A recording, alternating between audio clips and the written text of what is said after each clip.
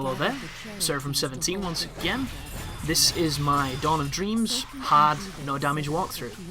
This is mission 5, it's called the Red Demon. This is part 1 of 2, because there is a laborious boss coming up after this, which is insanely stupid, ridiculous, and overly long. This right here is some of the more dissonant parts of this Onimusha.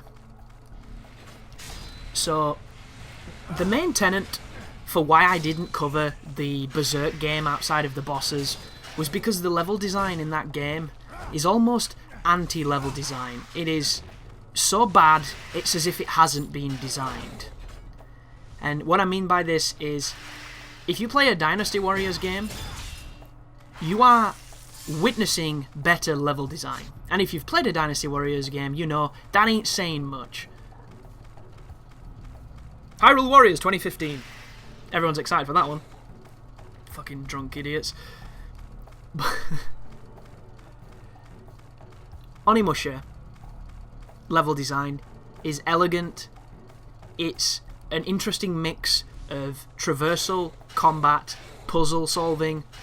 There's not really platforming per se, but what there is enough so that you don't realise you're doing any of it too much. That is it at its finest.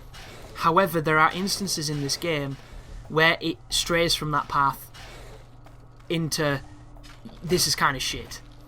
And unfortunately, this is the first moment where the puzzles really go from being a natural progression of the level design to this is kind of silly.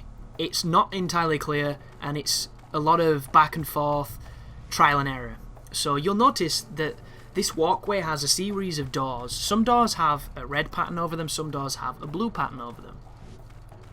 What we need to do is we need to get through the seal by, I think it's killing all the enemies here. I could be wrong, I might have to get the jewel from the dog's mouth up ahead, this like fox statue.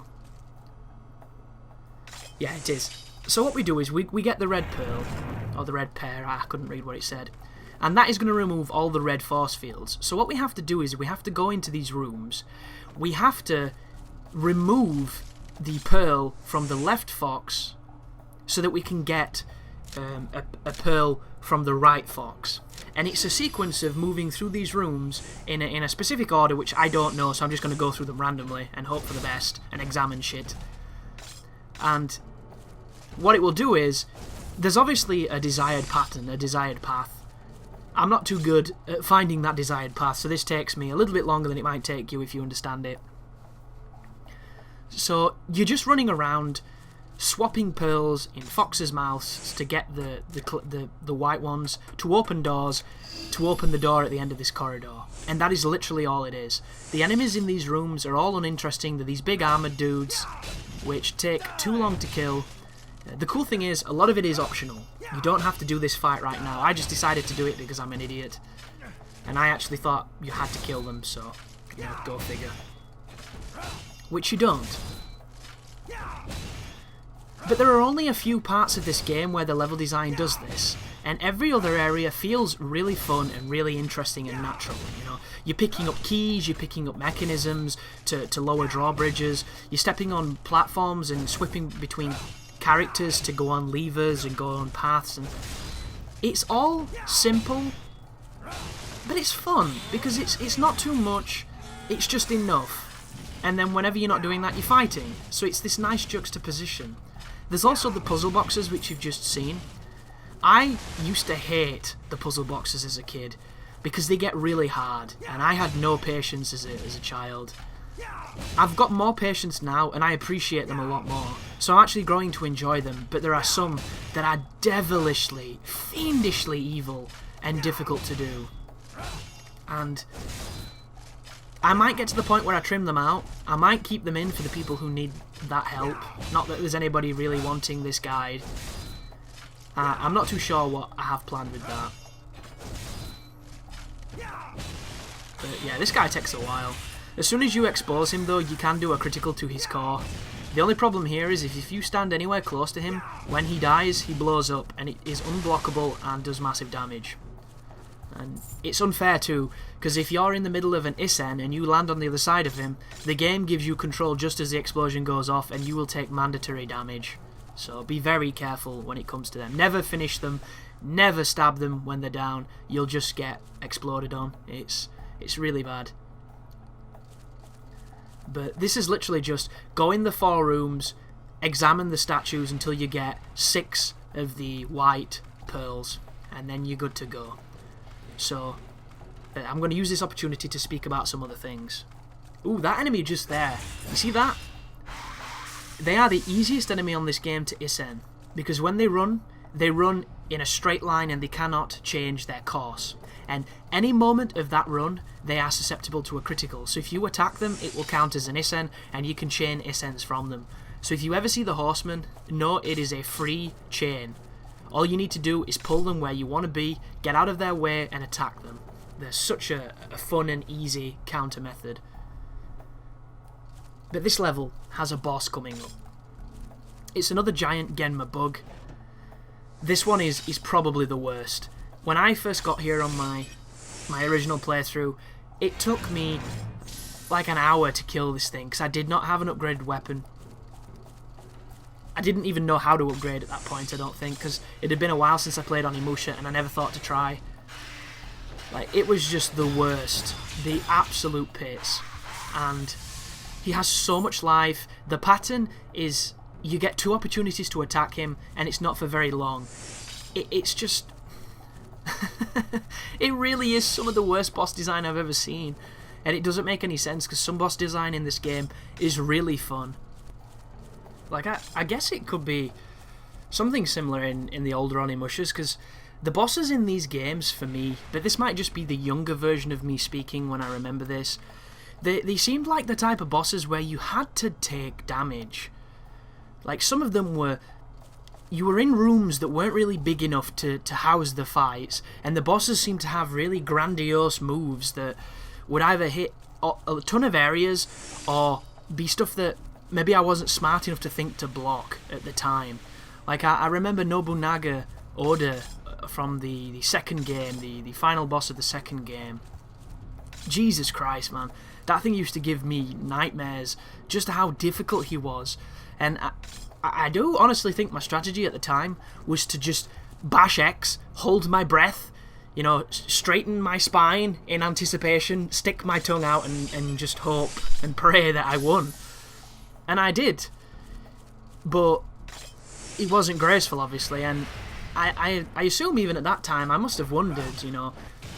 That was unfortunate just then. But that's this slow sword for you. Fucking nightmare. But I must have wondered at the time, like, how the hell do you do this, you know, without getting beat up? And I always remember watching a speedrun for Onimusha 2. And the guy used a necklace, which, it took life off you when you used it, but every hit you did was a critical. Which, as you can see from these videos, the criticals are insanely powerful. And on the older games, they were tougher to do as well. So this necklace was really strong, and I never used it as a kid because it said it took life off you, so I thought, well, you can only use it so many times and then you die. But the trick is, it never kills you. It just puts you to an empty life bar, and he used the necklace with the empty life bar to just conquer Nobunaga, and there was nothing that he could do. He was just too strong. He just murdered him. It was really impressive. And I always wondered, like, what other strategy would there be? Because there's bound to be one where you don't use that. But this was in a period of games where, like, the internet wasn't a big thing in my life, because I didn't get a computer in my room until I was 17. And, like, our home computer, we had dial-up, man. And as much as I used to love, you know, sitting 15 minutes for a Dragon Ball Z image to buffer, it was pretty fucking brutal. And, you know, the internet wasn't so transparent at that time. Like, everybody didn't know everything about everything, you know. People didn't know about these niche communities, like GameFAQs. I didn't even know what GameFAQs was until some part in secondary school when I was looking up something to do with Super Smash Bros. Melee.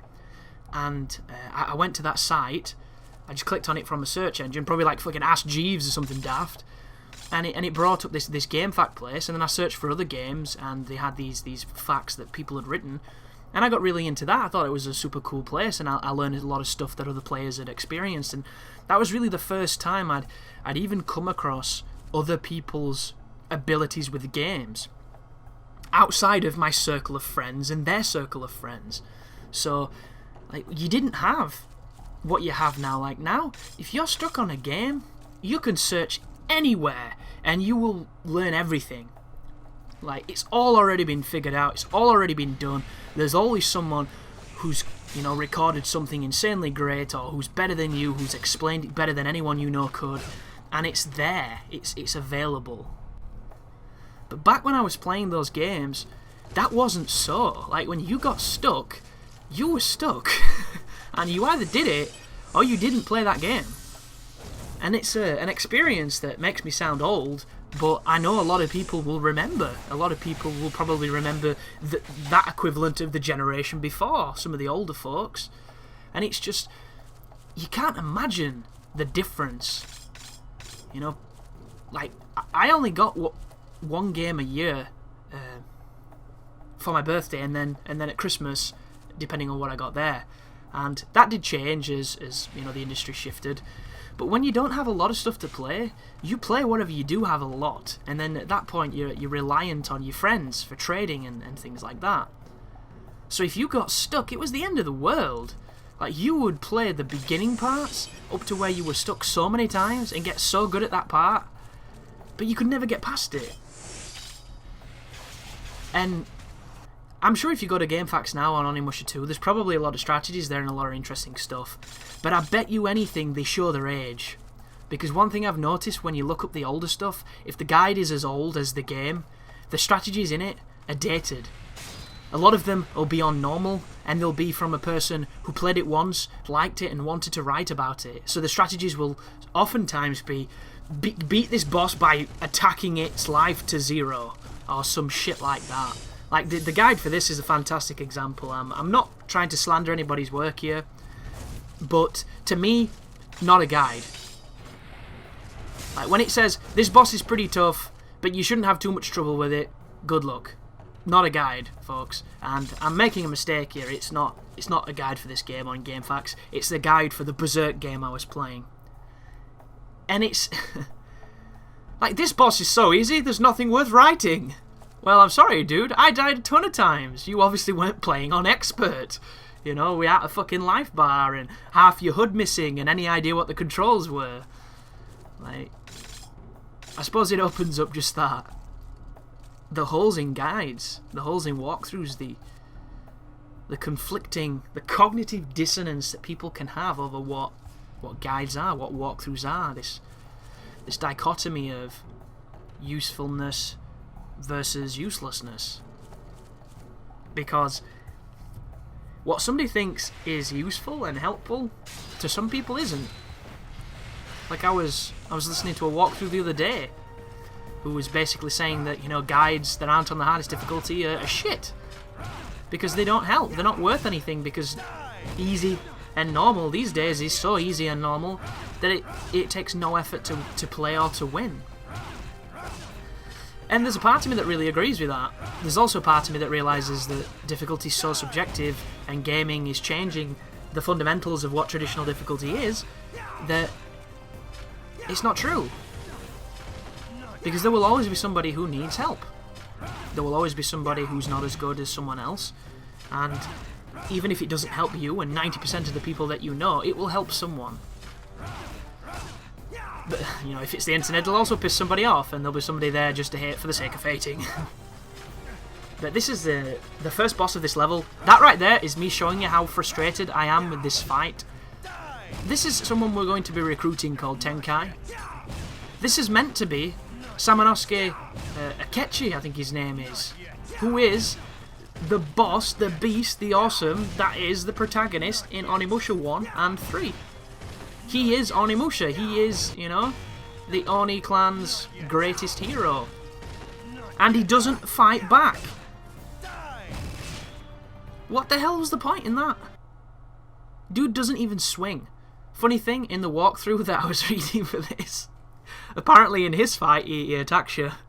So I don't know what that guy was doing wrong, but who knows. Thank you for watching. You take care now.